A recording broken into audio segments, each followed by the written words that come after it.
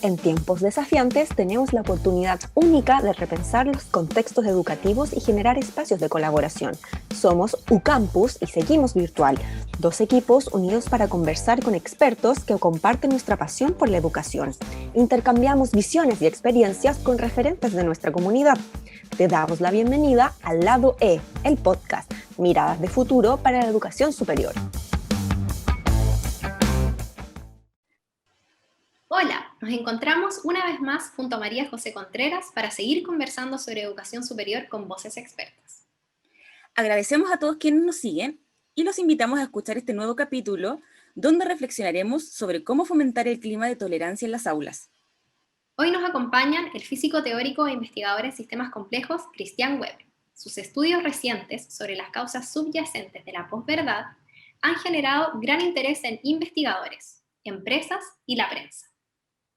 Nos acompaña también María Paz Domínguez, máster en educación y máster en gerencia pública de la Universidad de Harvard, fundadora de Compás Pedagógico y experta en liderazgo adaptativo. Tradicionalmente asociamos las universidades con el diálogo, las visiones pluralistas, un espacio donde podemos conversar en forma respetuosa, aunque no siempre compartamos la misma opinión. Pero es cada vez más frecuente ver focos de intolerancias en general en la sociedad, pero también en las universidades. Y en ese sentido, Cristian, ¿cuál es tu visión de estos cambios, tu opinión de este cambio que se ha visto en la sociedad y también en las universidades?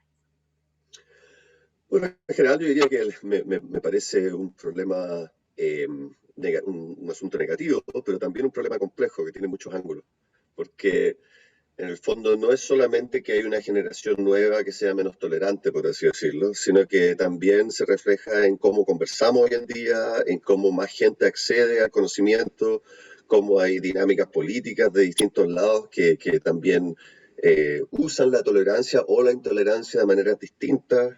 Entonces creo que en general el espacio universitario debiera siempre ser un espacio abierto de conversación honesta y racional, en el cual se entienda que se puede discutir de cualquier tema, lo cual no quiere decir que uno lo apoye, pero en particular cada acusación de intolerancia muchas veces tiene un contexto más complejo del específico, digamos, del que se quiere dar. Entonces creo que hay que mirarlo de varios lados.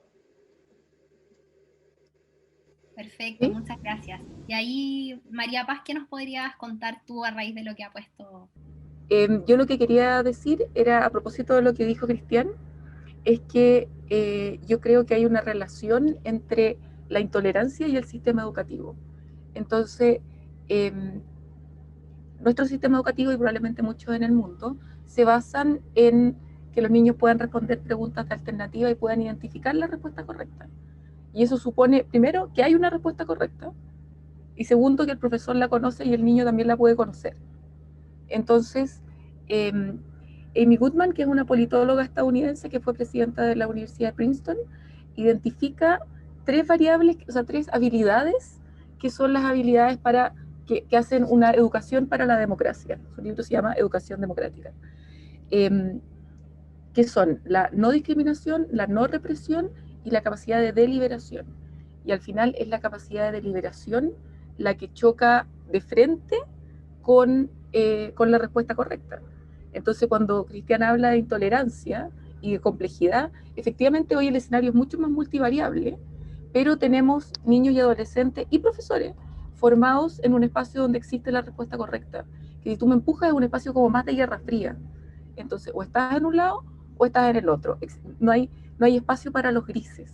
Y eso es la capacidad de deliberación, que al final es la capacidad de pensamiento crítico, que se entiende mucho como cuando uno con jóvenes y comunidades habla de esto, el pensamiento crítico se entiende como el pensamiento que tiene capacidad de crítica, pero eso no es lo mismo que tener una opinión.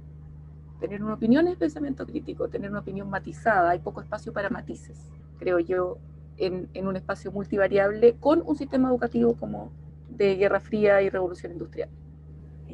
María Paz, y profundizando un poquito en esa misma respuesta, ¿qué implicancias negativas tiene esta falta de tolerancia, de aceptación o de falta de diálogo, de pensamiento crítico que se incuba en la escolaridad hacia el ambiente universitario y hasta el clima de aula en general que observamos hoy día? O sea, tiene tremendas implicancias. Yo creo que parte de lo que Amy Goodman ilumina, o a mí cuando lo leí era como un párrafo, yo como, para esto leí todo este libro, para este párrafo. Y es que nosotros, en el fondo, cuando queremos cambiar la sociedad a través del sistema educativo, estamos pasando por alto que en la sociedad, o sea, en la comunidad educativa, quienes forman son adultos imperfectos que crecieron en otro contexto histórico. Entonces es ahí donde se encuentra el pasado con el futuro, porque tú le estás pidiendo a adultos que crecieron en la Guerra Fría y en un espacio de intolerancia, en nuestro caso bajo dictadura, Guerra Fría y dictadura, le estás pidiendo que sean tolerantes y críticos y puedan formar estudiantes en capacidad de deliberación. Entonces, creo que en el fondo como que son más y más y más capas de complejidad, porque yo cuando tuve que hacer una ponencia sobre esto en el COSOC, el Consejo de la Sociedad Civil de la Superintendencia de Educación, y siempre está como que el mundo educativo quiere desviarse siempre a el foco está en los niños y el bienestar de los niños, y los niños, y los niños, y los niños. Y sí, los niños son súper importantes, pero no podemos pasar por alto a los adultos. No podemos, yo leo los manuales, estuve trabajando en las bases teóricas de los estándares indicativos de desempeño de la agencia de calidad, y se espera de los adultos cosas que los adultos no conocen. Entonces se espera de adultos, en este caso podrían ser, o sea, yo sé que se siente que son súper distintas, pero son muy parecidas las dinámicas, digámoslo así, de poder al interior de una universidad y de un colegio.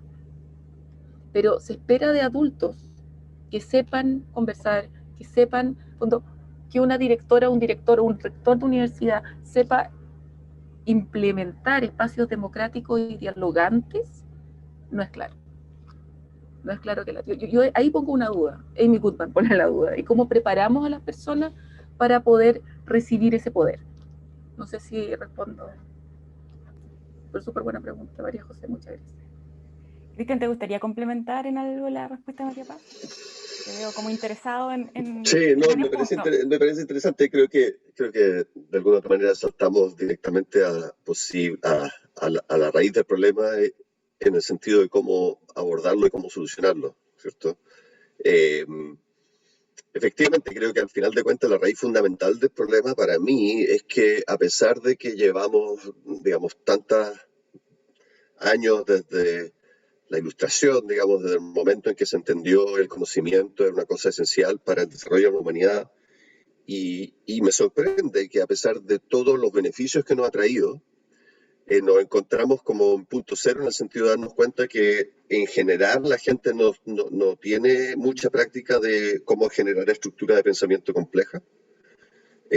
Y creo que ahí hay cosas que son quizás tienen que ver con que somos víctimas de nuestro propio éxito. No creo que la gente antiguamente haya sido particularmente sabia para generar este tipo de cosas, pero creo que el ciudadano promedio no estaba llamado a hacer esto. Era una cosa mucho más piramidal, entonces la persona promedio llegaba y seguía normas y ya. Pero ahora tenemos todos la capacidad de ser parte de este foro de conversación global. En teoría tenemos la capacidad de acceder a una gran cantidad de información en Internet, pero en la práctica la verdad es que nos damos cuenta que la población en general no tiene las herramientas para desarrollar este tipo de pensamientos complejos, argumentaciones lógicas, lo cual al final se conecta directamente al problema de la tolerancia, porque el problema de la tolerancia tiene muchas veces que ver con lo que decía María Paz, de esta dicotomía simple entre lo correcto y lo incorrecto, lo bueno y lo malo, que al final tiene que ver con una incapacidad de generar discursos más complejos que asumimos que la gente tiene, porque yo creo que de alguna otra manera quizás fue responsabilidad de ciertas élites, digamos, que vivían en este mundo en el cual todo es argumentativo, ¿no? Pero la verdad es que incluso gente muy sofisticada no necesariamente tiene. Y al final de cuentas, una cosa que para mí ha sido un pensamiento recurrente ahora en tiempos de pandemia, es hasta qué punto casi todo el mundo piensa de manera emocional más que de manera racional, al final de cuentas. O sea, la cosa, por ejemplo, la dificultad que ha habido en muchos lugares de convencer a la gente del riesgo de esta pandemia tiene que ver con el hecho de que emocionalmente la gente mira para afuera y no siente el peligro, ¿cierto? Y no importa cuánto uno le dé estadísticas y números y riesgos y lo que sea, hay una incapacidad enorme de pensar en ese contexto. Entonces, al final, todo el problema de la intolerancia es un derivado, y creo que también se conecta mucho con lo que decía al principio, un derivado de estar enfrentado a un problema complejo sin las herramientas para enfrentarlo de manera estructurada, racional, multidimensional, etc. Perfecto. Y ahí justamente, Cristian, nos llevaste a la siguiente pregunta al hablar sobre la pandemia. ¿Qué efecto adicional crees tú que ha tenido esta virtualización forzada a la que nos hemos visto enfrentados y enfrentadas a los procesos de diálogo y conversación? Porque antes en las universidades, en los espacios públicos, nos encontrábamos presencialmente, pero ahora nos hemos visto obligados a estar en este confinamiento y encontrarnos en este tipo de espacios más virtuales. Entonces, ¿qué efecto adicional ha tenido esta pandemia sobre esto que ya veníamos viviendo? Sí, creo que ha sido súper importante en exacerbar un problema que ya venía de antes.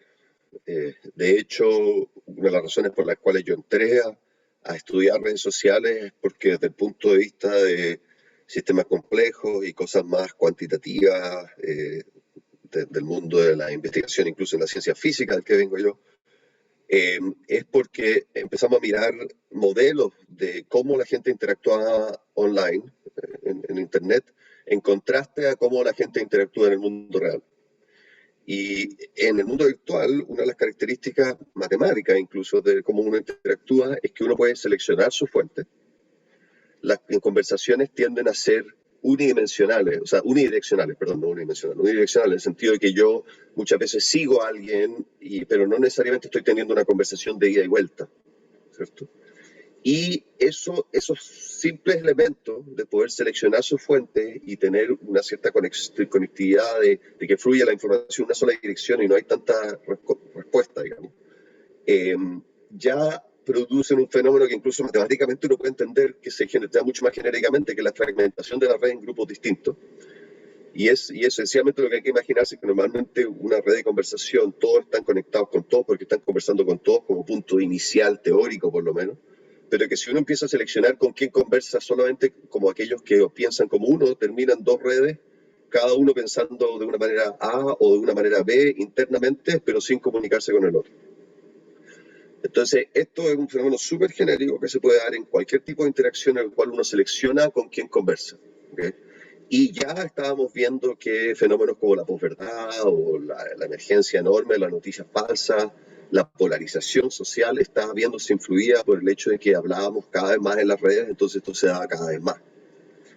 Pero hoy en día, además de todas las dinámicas de Facebook y cosas por el estilo, que además hacen un negocio, esto porque para ellos les conviene segmentar el mercado en estos grupos, entonces terminan sin ser necesariamente intencionalmente perversos, segmentándonos incluso más, digamos, intencionalmente, mostrándonos cosas que ya están de acuerdo con nosotros. Además de eso, si le quitamos completamente el lado de interacciones en el mundo real, le quitamos completamente el lado aleatorio de nuestra exposición a nuevas ideas y a nuevo tipo de gente que sucede en la calle.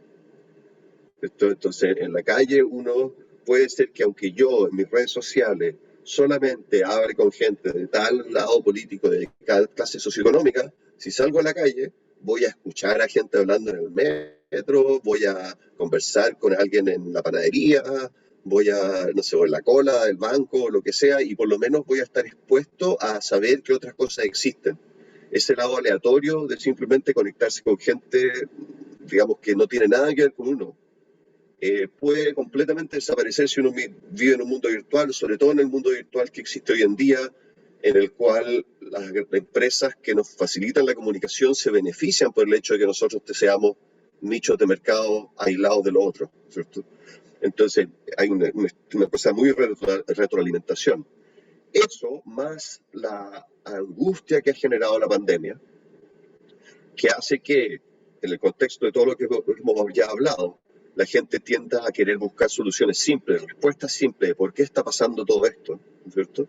Ha hecho que una cantidad enorme de gente se haya radicalizado en posiciones mucho más extremas y se hayan ido en una dirección completamente del mundo de las teorías conspirativas, digamos, que ya no solamente le falta la multidimensionalidad de una conversación más variada y más madura, racional, sino que incluso entra el área ya de una situación casi patológica en la sociedad, ¿no? La cantidad de gente, y esto se ha medido en varias maneras, digamos que por ejemplo en Estados Unidos son parte de teorías conspirativas que creen cosas que no tienen nada que ver con la realidad, que nos parecerían absurdas, que son casi el rango de una secta. Se ha aumentado, digamos, varias veces, se ha multiplicado un factor bastante alto desde el momento de la pandemia. Muchas gracias, Cristian. María Paz, ¿cómo lo ves tú? ¿Cómo lo has visto tú? Efectivamente, esto se ha complejizado en muchos niveles y solo es que una última cosa de lo que escuché antes y lo que acaba de terminar de decir Cristian, que tiene que ver con el rol de las emociones, porque yo, no sé si lo dije antes, pero yo hago formación en liderazgo adaptativo y ahí se distingue entre problemas técnicos, ese es un marco teórico que distingue entre problemas técnicos y problemas adaptativos, donde para los problemas técnicos existe una solución racional, con las 3 etapas, con los argumentos, existe una solución y hay que traer a la autoridad que viene y la ejecuta, pero cuando el desafío es adaptativo, la autoridad tampoco tiene la solución. Entonces, me acordé que el año pasado, las cosas de la vida, fui a dar un taller a Buenos Aires, un seminario de vacunología, que a mí me contrataron de una empresa gringa, y yo decía, vacunología, así como, ¿de dónde vendría a ser esto? Eso es cosa de la vida. Ahora voy a hacer de nuevo un taller de esto a distancia. Pero ahí el tema era los antivacunas, el mundo antivacuna, que hay un mundo ilustrado, racional, que se agarra a la cabeza, que está al ladito de los terraplanistas, ¿no es cierto? Se agarra a la cabeza y que dice, pero ¿cómo antivacuna con todo lo que nos ha costado? Cuando yo fui a Argentina el año pasado, ellos estaban en pleno, venían saliendo de un brote de sarampión. Entonces, cuando hablamos de antivacuna, estamos hablando de brotes de sarampión y niños que mueren. Pero, entonces ahí la pregunta, cuando yo estaba conversando, cuando estábamos en el taller, era, ¿qué pasa con un doctor al que lo llega a ver en un consultorio en Jujuy? Llega a verlo una familia antivacuna. ¿Cómo ese doctor conversa y entiende que esa familia también tiene una perspectiva legítima? Porque eso es lo complicado. Aquí, terraplanistas, antivacunas, tienen una perspectiva legítima. Y la dificultad en un escenario, seguimos añadiendo complejidades, en un escenario donde no sabemos deliberar, donde estamos en una burbuja y estamos lejos, o sea, y nos podemos conectar solo de esta manera, es súper difícil. ¿Cómo alguien que tiene un set de creencias de cómo el mundo funciona se enfrenta a lo que algún autor que leí alguna vez era gente que está emocionalmente apegada a la racionalidad? Entonces, porque aquí las emociones juegan para todos lados. Entonces, tienes un grupo que está emocionalmente apegado a la racionalidad, que se encuentra con un grupo que es puras emociones. Entonces, yo ahí les recomiendo un documental de Netflix que se llama, yo digo Beyond the Curve, pero es Behind the Curve. La traducción en español es completa, así como es súper falta de respeto la traducción en español, ni siquiera me acuerdo, pero era como más plano que un electroencefalograma, una cosa así. Pero la versión en inglés es Más allá o detrás de la curva, que habla de los terraplanistas. Y lo que uno ve en ese documental, por eso yo recomiendo que lo vean y lo vean con la mente y con el corazón abierto, porque parte de lo que pasa en ese documental es que uno se da cuenta que, al menos en el grupo de terraplanistas, lo que les pasa es que son personas, nuevamente es el mundo de Trump, son personas que están fuera de la globalización, fuera del mundo de la diversidad, de los derechos humanos, son personas que se sienten marginadas por ese mundo, y en el fondo tienen solo vidas comunes y corrientes, y en el mundo de los tierraplanistas son rockstars. Y hay conferencias, y llega, y te aplauden, y gente que dice, yo me peleé con mi familia ya no me habla, pero aquí yo encontré una familia, encontré gente que piensa como yo, que entiende que todo esto es una conspiración de las grandes potencias, de las corporaciones. Entonces, sí, quienes estamos en el mundo de la ilustración, como decía Cristian, y venimos del mundo de la razón, decimos, pero así como, de partida no funciona ninguno de los experimentos, porque muestran en el documental que hacen distintos experimentos y no les funcionan. Y dicen, bueno, pero voy a probar de nuevo. Entonces, aquí al final el problema es otro.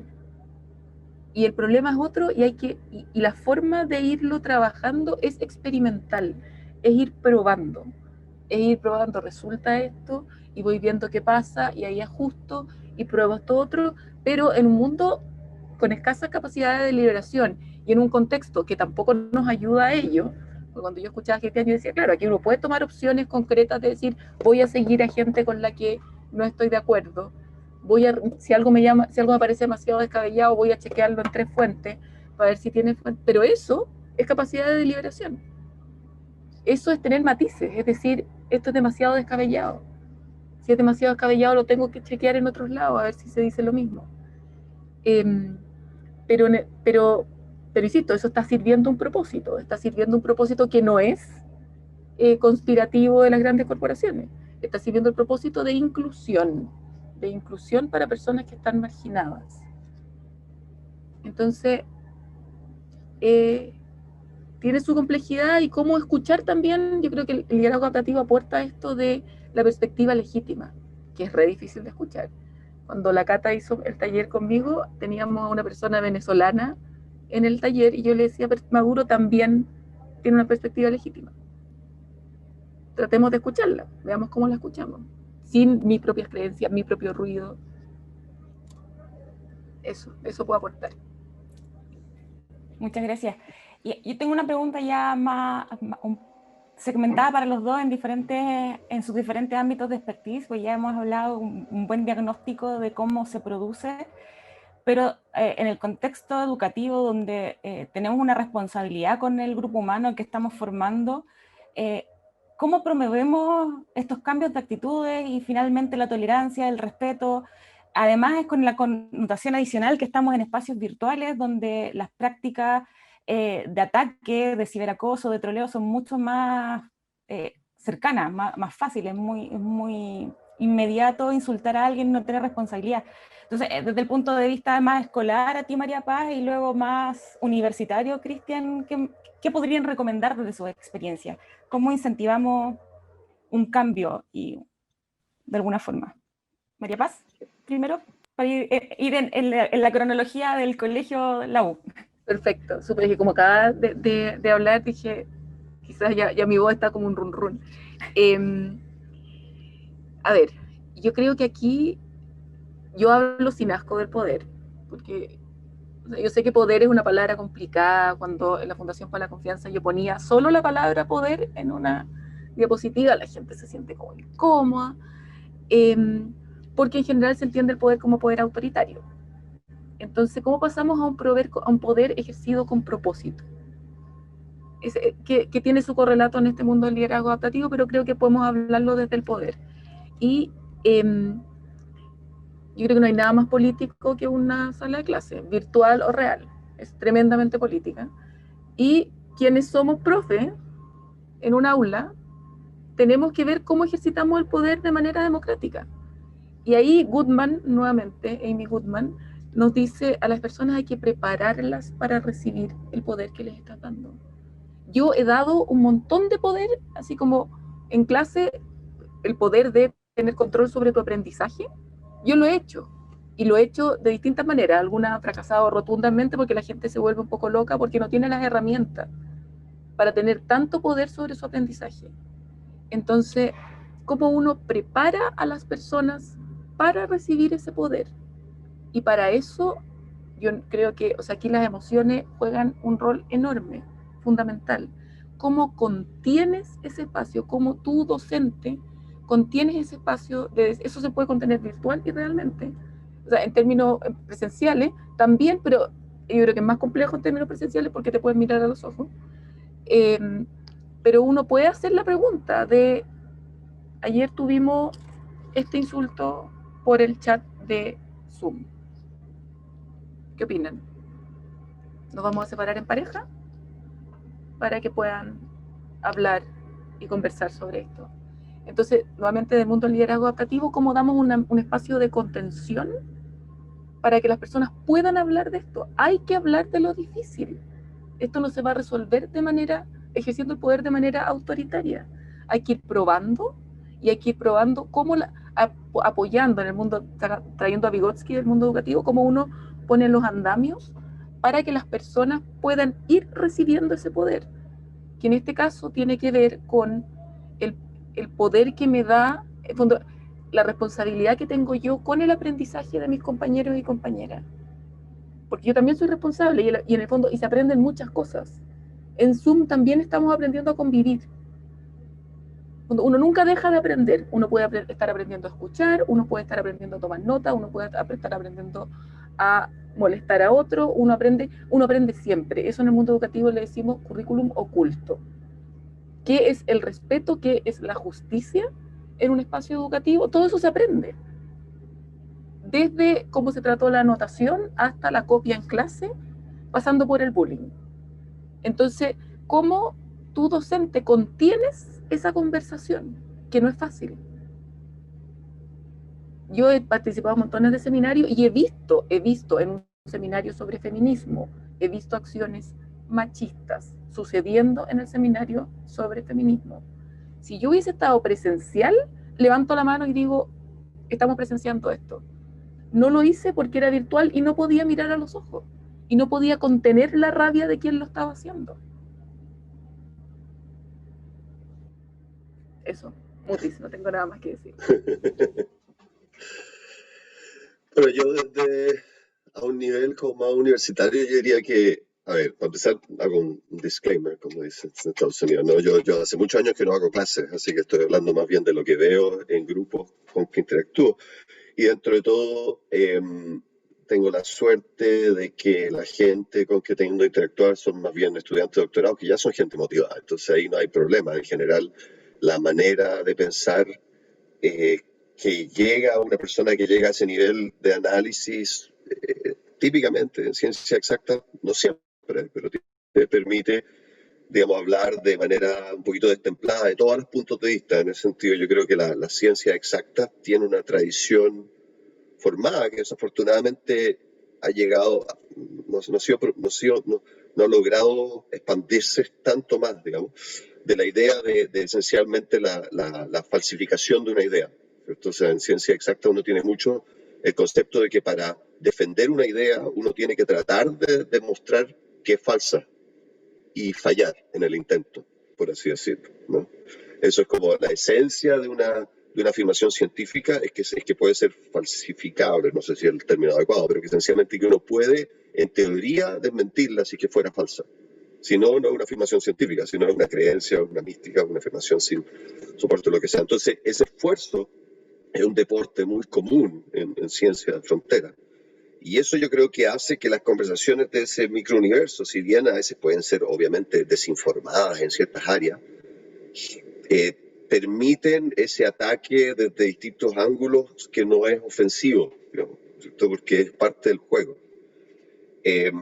Y creo que si extiendo eso a otras áreas, estoy súper de acuerdo con María Paz en el sentido de que lo que dice ella, darle las herramientas para, digamos, abordar las relaciones de poder o el poder que tiene que ver con hacer una clase, yo diría que se expande a dar las herramientas para pensar desde distintos ángulos un mismo problema, para incluso a veces tratar de entrar en la lógica del otro y argumentar en pos de ella, ¿no es cierto?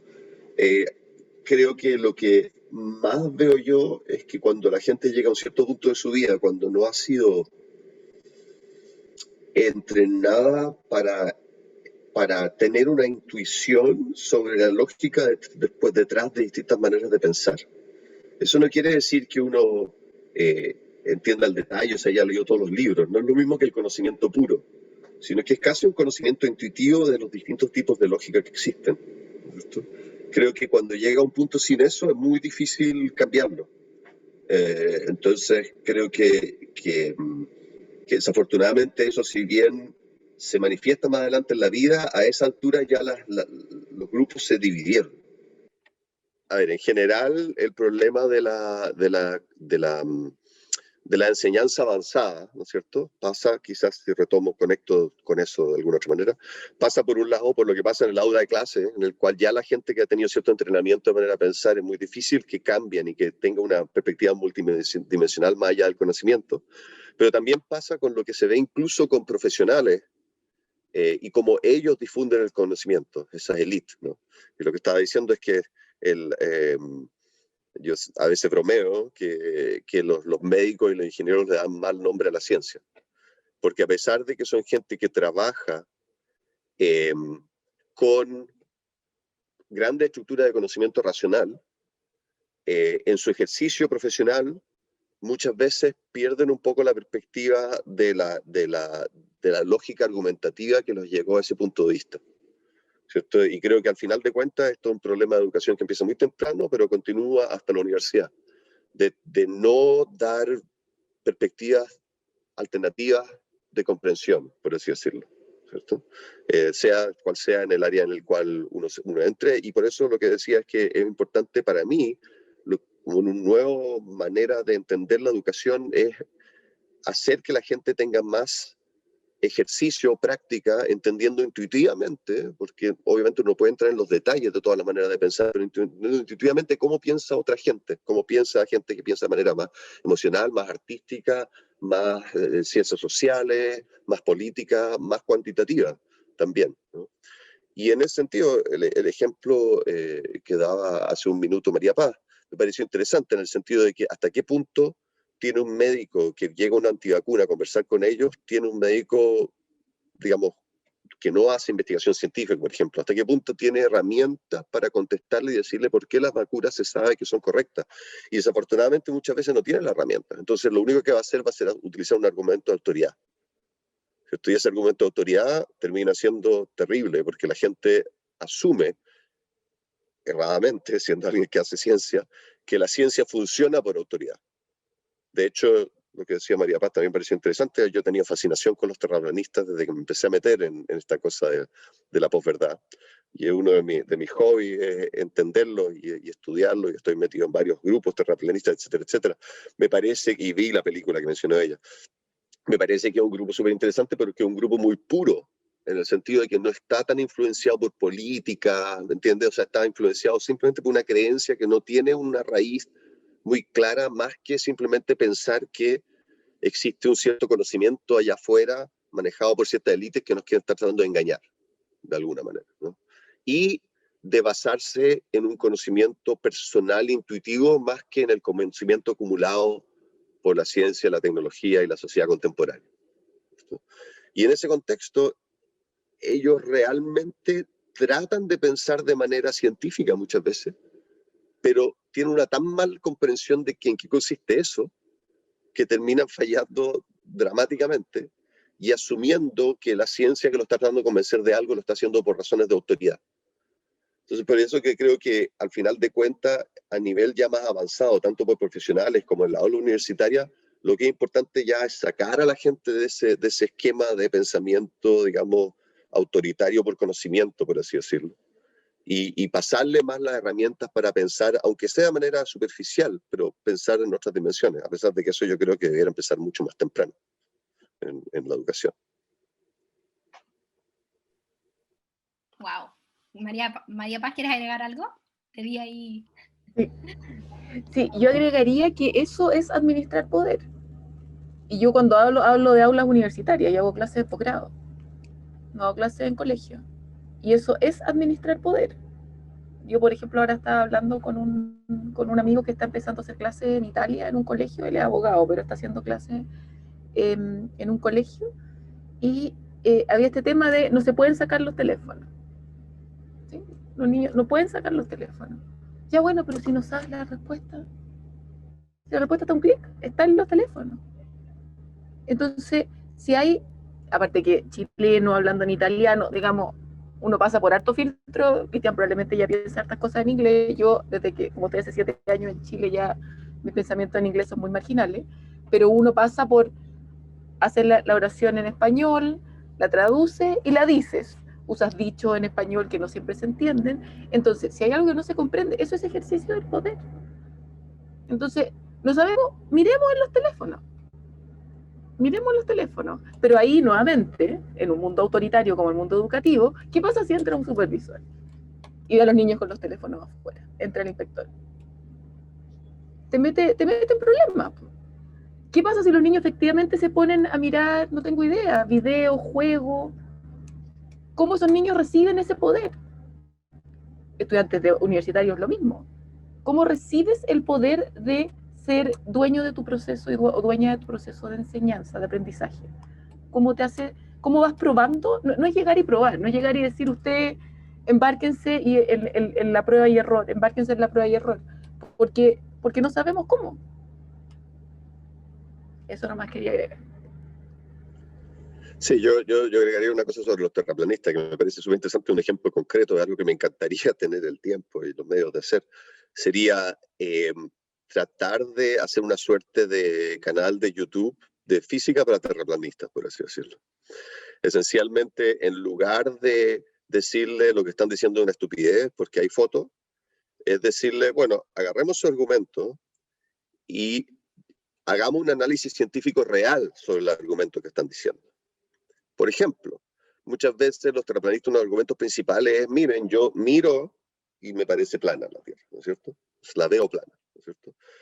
Bueno, uno podría explicarle incluso a la persona con menos matemática, con suficiente tiempo, o hacer un experimento que mostrara que si uno se pone a una distancia dada de una superficie esférica como la que sabemos que es la Tierra, va a ver plano, porque es tan grande que se va a ver plano a esa altura, ¿no es cierto? Si uno mira una esfera muy de cerca, se ve plana, esencialmente. Entonces uno podría hacer como un pequeño cálculo trigonométrico en que le habría que como explicárselo a la gente como de manera súper simple, pero se puede hacer, ¿no? O podría agarrar algún globo que exista en algún lugar muy grande y poner una mini cámara a una altura muy chiquita sobre la superficie y mostrarle a la gente que se ve plana. Entonces, esencialmente como decirle, mire, así se hace ciencia desde su punto de vista. No simplemente, digamos, burlarse o decir que están equivocados o lo que sea, ¿cierto? Y lo otro también un poco sacarlos al pizarrón, o sea, darles ese poder, digamos, porque yo lo que también entiendo, me parece interesante ese lenguaje, que no es el que yo habría utilizado, pero entiendo que en el fondo estamos hablando de una cosa muy parecida con María Paz. Darle el poder también de llevar ese argumento más adelante, porque eso mismo a veces los va a hacer desmentirse a ellos mismos. O sea, por ejemplo, en el mundo terraplanista existe una coexistencia muy extraña entre gente que dice que son más científicos que los científicos y gente que es puramente religiosa. Y dice, no, porque la Biblia dice, ¿no es cierto?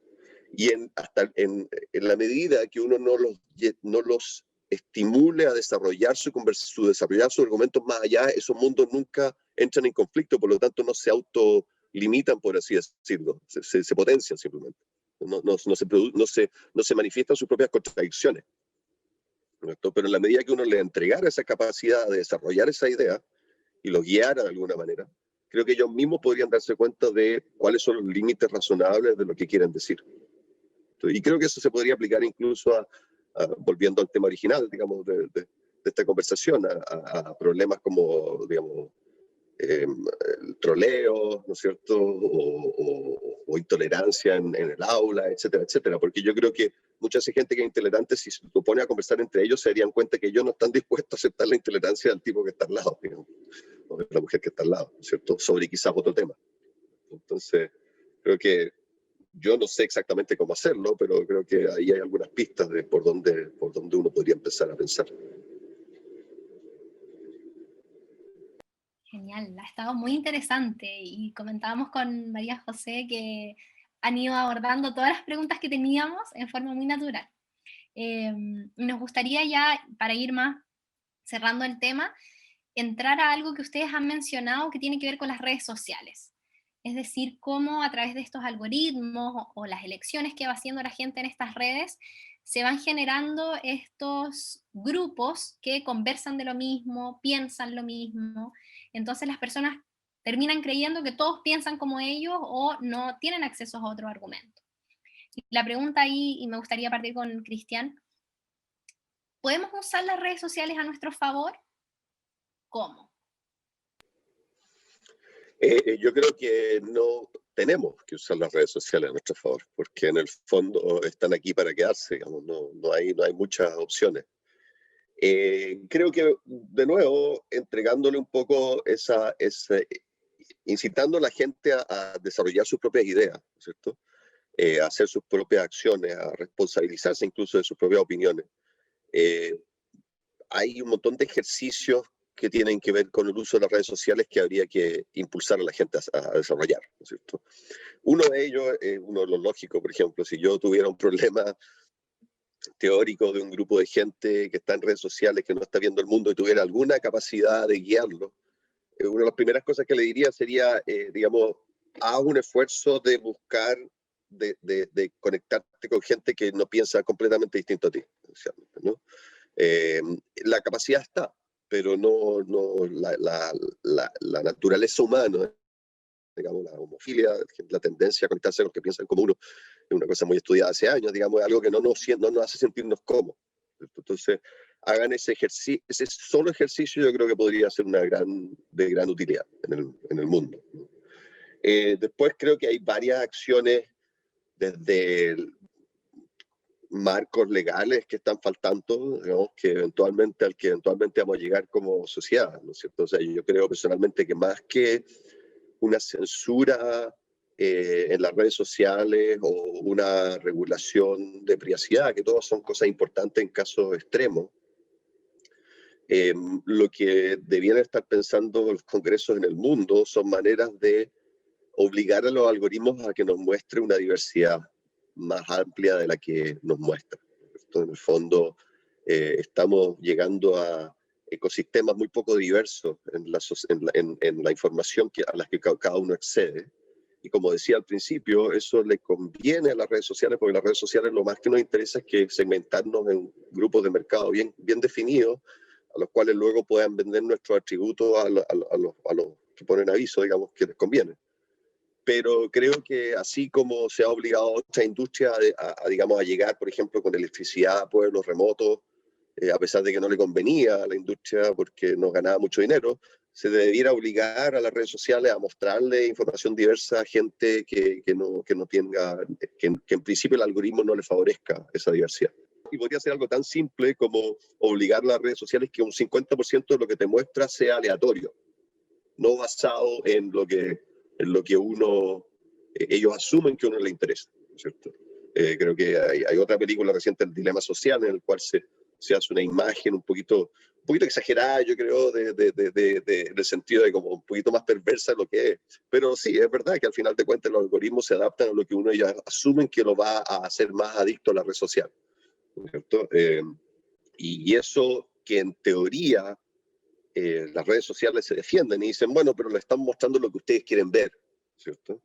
En la práctica terminan dando en un mundo tan cerrado que no corresponde a la realidad, y de pronto simplemente no tenemos ni siquiera elementos de decisión como para entender cómo enfrentar esa realidad compleja. Entonces, tanto pedirle a la gente que se conecte con otra gente de manera más aleatoria, como tener leyes, o incluso yo también otra cosa que me encantaría sería poder tener un suerte de activismo en las redes sociales.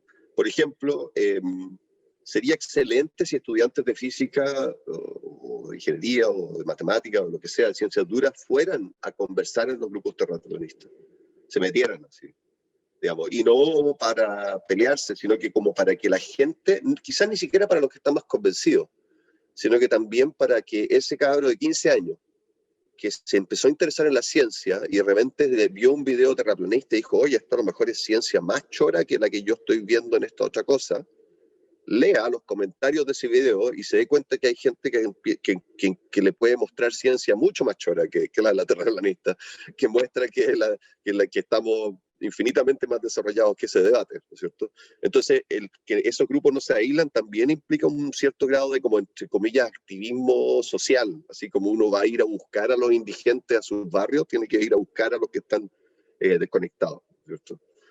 Creo que todas esas cosas son importantes. Y por último, una cosa que creo que escuché que se está haciendo, puede ser que me equivoque, pero en algún lugar así como Finlandia, una cosa así, creo que educar a los niños desde muy jóvenes a utilizar las redes sociales, pero la Internet en general, para diferenciar entre lo que son opiniones, son mitos, son noticias falsas, son datos duros, etcétera, etcétera, es algo como fundamental. O sea, más que decir a la gente, no mire las redes sociales porque te van a informar más, explicarle cómo mirar las redes sociales y conectarlo con Wikipedia y conectarlo con grupos distintos en Facebook, etcétera, etcétera, con Google, con lo que sea, para evitar, digamos, caer como una suerte de trampa de la desinformación que se genera desafortunadamente tanto por gente que la hace intencionalmente como por gente que la hace de manera ingenua. Gracias, Cristian. Vamos, María Paz. Yo creo que Cristian dice cosas súper iluminadoras. Me encantó la idea de como la responsabilidad social de traer a todo el mundo al mundo digital, de podernos encontrar en el fondo. Porque me quedé con esta idea de, en el fondo, las personas, como venimos del mundo de la respuesta correcta, estos estudiantes de ingeniería que se metan al chat terraplanista, pueden meterse para pelear, que es nuestros micro golpes de Estado. Porque al final, la fractalidad, ¿no es cierto? Lo que es grande también es chico, lo que es adentro también es afuera. Entonces, yo lo vi esto en comunidades escolares, cómo resolvemos nuestros problemas que no sea al choque, yéndose al choque. Y eso pasa muchísimo. Cuando íbamos a hacer en Providencia, esto corría año 2014, íbamos a hacer el gran evento final, el gran diálogo final de todas las comunidades escolares. Yo decía, aquí, el micro golpe de Estado se puede ver de la siguiente manera. En una mesa, una persona que diga, esto es un fraude, ¡pah!, y le pega a la mesa y se retira, o la manera pasiva, que es, después de almuerzo me voy y no tenemos legitimidad para la votación de la tarde. Y la respuesta que yo recibí de una persona en el municipio era, bueno, eso es como inevitable. Y yo le dije, es súper evitable, porque nosotros tenemos que saber cómo resolver nuestros conflictos de una manera que no sea al choque. Y hay un libro que se llama The Political Classroom, el aula política, que yo, insisto, si yo hablo sin asco de la política y del poder, yo lo recomiendo, porque parte de las investigaciones que muestran ahí es que estas fueron personas que investigaron clases estoy inventando, octavo básico, primero medio, sobre historia, clases de historia en primero medio, octavo básico. Y aquí comparaban a profesores que eran muy bien evaluados por sus estudiantes, donde uno era un profesor que, como dice mi papá, les contaba la historia entretenida, ¿sí?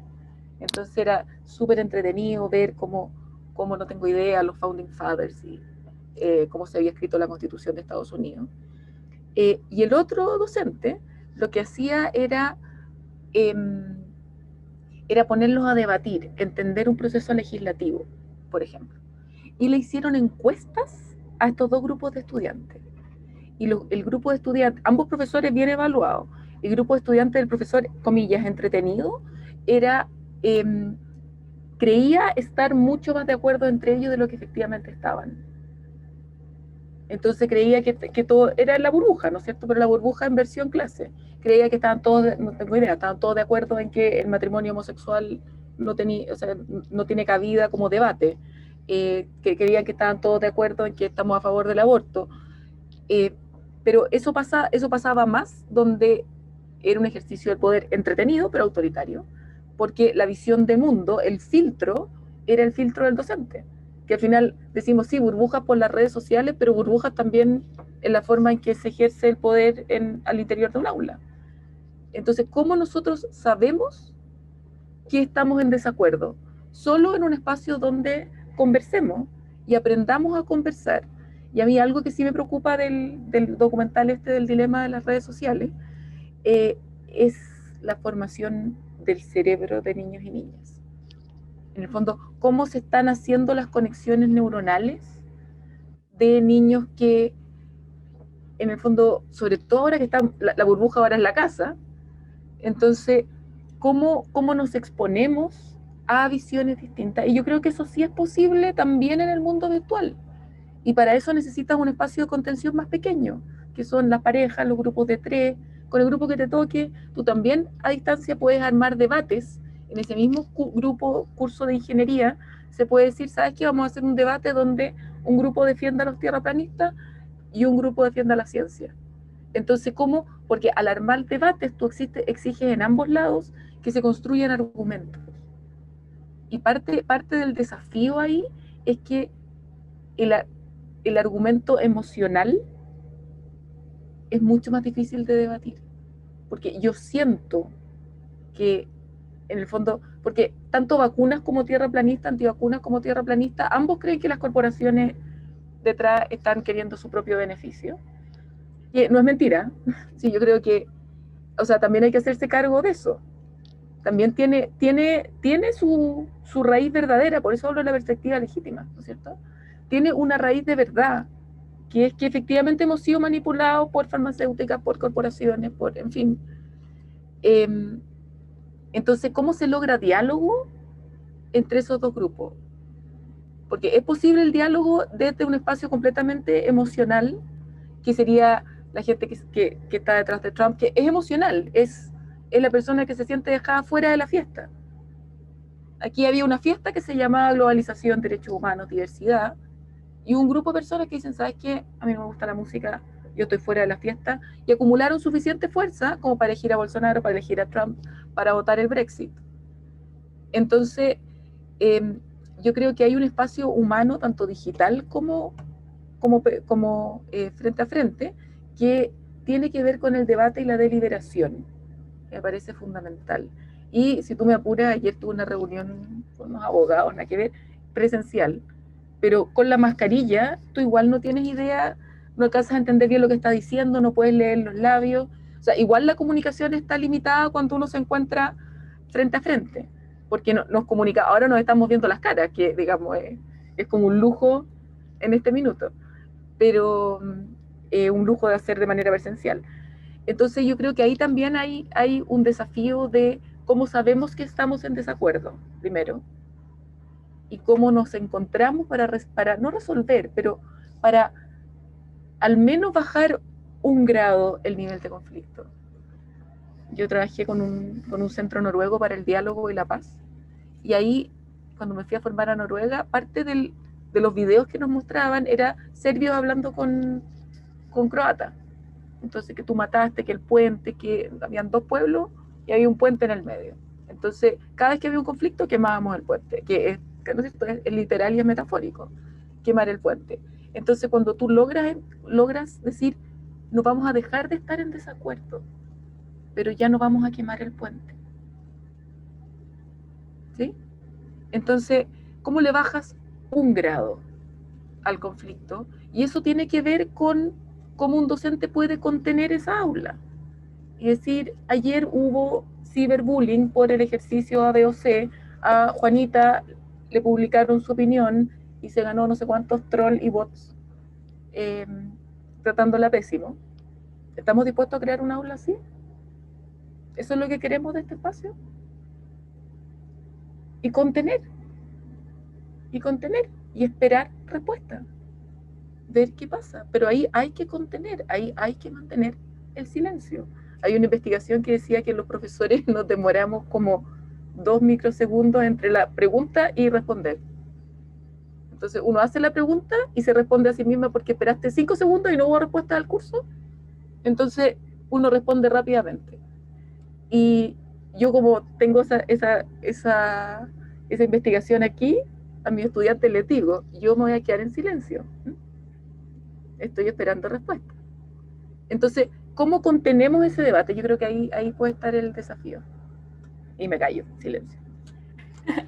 No, les agradecemos en realidad muchísimo. Esta es una conversación muy interesante. Yo creo que podríamos estar horas escuchándolos porque nos han mostrado puntos de vista muy nutritivos para todo nuestro ambiente educativo y queremos cerrar este capítulo con una sección que tenemos especial donde nos jactamos de cómo hemos reunido personas tan interesantes con puntos de vista diferentes, darles la oportunidad para hacerse preguntas cruzadas entre los que les ha parecido interesante de todo lo que han dicho.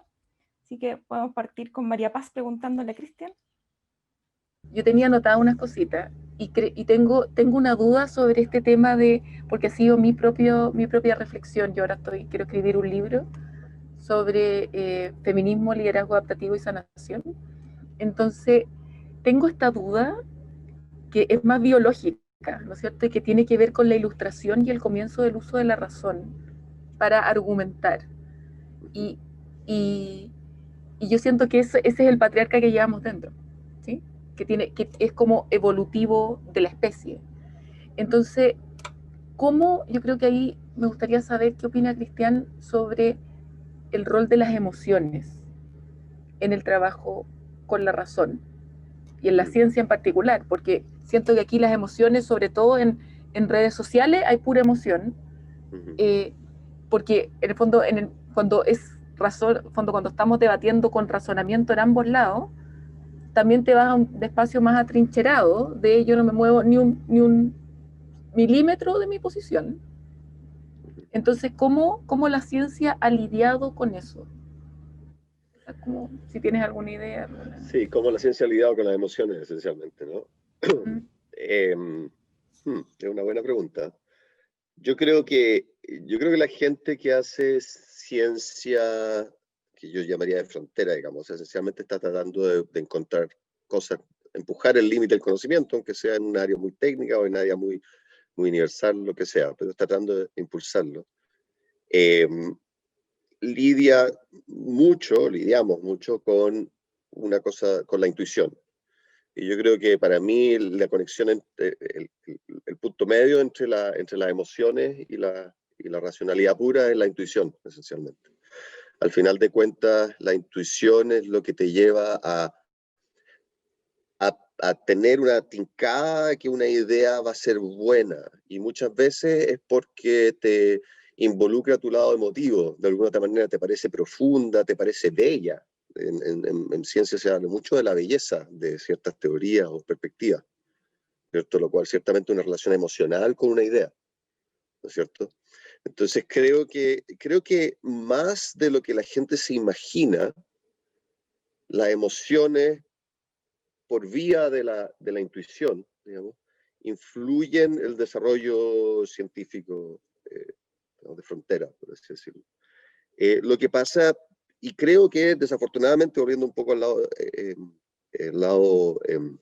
educativo, cuando se enseñan lo que se descubrió mediante ese proceso, se desconecta completamente de la emoción, porque lo que sí es cierto es que cuando tú estás, cuando una vez que tú tienes la intuición, que como digo, fue muy motivada por la emoción, llegas a un resultado que tiene que ser cuantificable, tiene que ser medible, confirmable, verificable por un robot que no tiene ninguna emoción, o por una persona que viene de una tradición cultural completamente distinta. No importa cómo yo me relaciono emocionalmente con mi celular, si me da la posición GPS o no, no da lo mismo el número que me va a dar, ¿no es cierto? Entonces creo que mucha gente...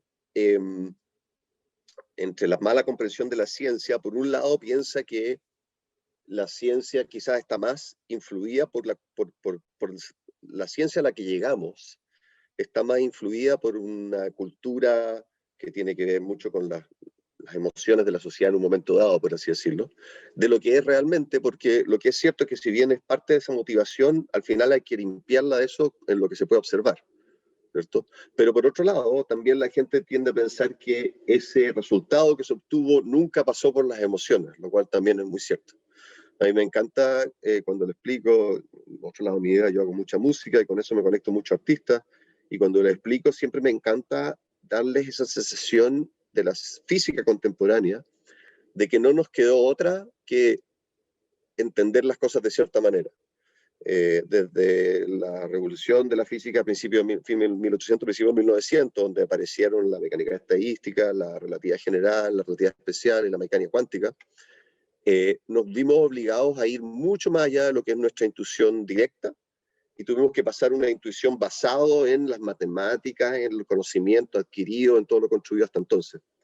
Y ese fue un momento súper interesante, porque fue un momento en el cual sistemáticamente los científicos decían, pero esto no tiene ningún sentido, no puede ser.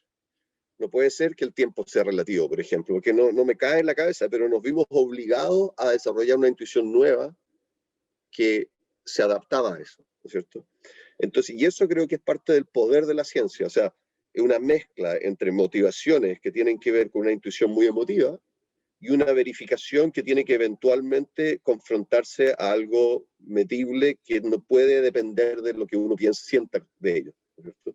Y ese conflicto creo que es súper importante para el desarrollo de la ciencia y que le da mucho más credibilidad a la ciencia, porque justamente tiene que ver con eso de la falsificación, lo que sea falsificable, ¿no? Lo que se puede eventualmente alguien decir que no es cierto, más allá que una cosa emocional. Entonces creo que, para resumir, la ciencia utiliza las emociones mucho mediante la intuición, y creo que una parte importante de qué es lo que se investiga y cómo se llegó a un resultado, pero también creo que es importante que lo que creo que define la ciencia es justamente lo que es medible, lo que es observable, y eso por definición tiene que de alguna otra manera desligarse lo más posible de la perspectiva subjetiva emocional.